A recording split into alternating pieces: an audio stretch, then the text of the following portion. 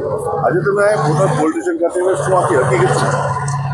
મારી છોકરીએ આથી શિક્ષક ડે હતો ત્યારે મારી છોકરી સ્કૂલમાં ગઈ ત્યારે એને ઓફિસમાં બોલાવેલી. ઓફિસમાં બોલાવીને તો શિક્ષકે બહાર બેઠા હતા અને ઓફિસમાંથી ચાવીનું પૂછવા ગઈ હતી. તો ચાવી સાહેબને બતાવવા ગઈ ત્યાં સાહેબે એને ભુવા સર છે, ભુવા સરે તેનો હાથ પકડ્યો અને ચાવી એને હાથમાંથી મૂકી દીધી. પછી તેને ઘરે આવીને મને આ વાત ન કરી, કારણ કે એને ડર હતો કે ભુવા સર મને આમાં નપાસ કરશે 10મા ધોરણમાં, કે મને માનસિક ટોર્ચર આપશે. એટલે એના બી કે એ રોજ ગભરાઈને રહેતી હતી અને રડતી હતી. એટલે હું એને અવારનવાર પૂછતો, બેટા શું થયું તને? તો કે પપ્પા કાંઈ નહીં, મને 10મામાં થોડુંક ભણવામાં ટેન્શન છે.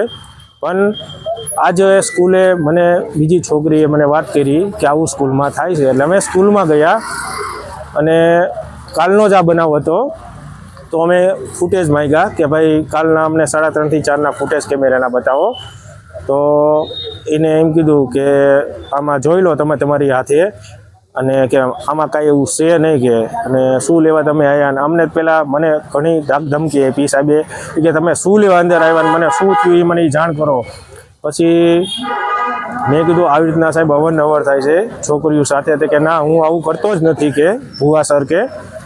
અને પછી 15 છોકરીઓ, એટલે મેં 181માં ફોન કર્યો મહિલા હેલ્પલાઇનમાં, અને ત્યાં મહિલા પોલીસ આવી, લેડીઝ અને બધી છોકરીઓને બોલાવી. 10મા ધોરણ, 11મા ધોરણ, 12મા ધોરણ બધાની પૂછપરછ કરતાં 15 થી 20 છોકરીએ એમ કીધું કે આ ભુવા સરે અમને અવારનવાર અમારો હાથ પકડે અને આવી રીતના આમ ઘણું ગેરવર્તન અમારી યારે કરે છે, પણ અમે નથી કહી શકતા, જેથી કરીને અમને બીક છે કે અમને નપાસ કરશે, અમને વાલીઓને ખબર પડશે તો અમને આવી રીતના આમ સંસારમાં અથવા અમે કોઈ મોઢું દેખાડવા લાયક નહીં રહેવી. અને પછી અમે પોલીસ સ્ટેશને જાણ કરી, અને પોલીસ સ્ટેશન અત્યારે અમે આવ્યા છીએ, અને કાયદેસર એમની વિરુદ્ધ જે કાર્યવાહી થાય અને અમને આમાં અમારી છોકરીઓને ન્યાય મળે એવી અમે આક્ષેપા રાખી છીએ. જય હિન્દ, જય ભારત.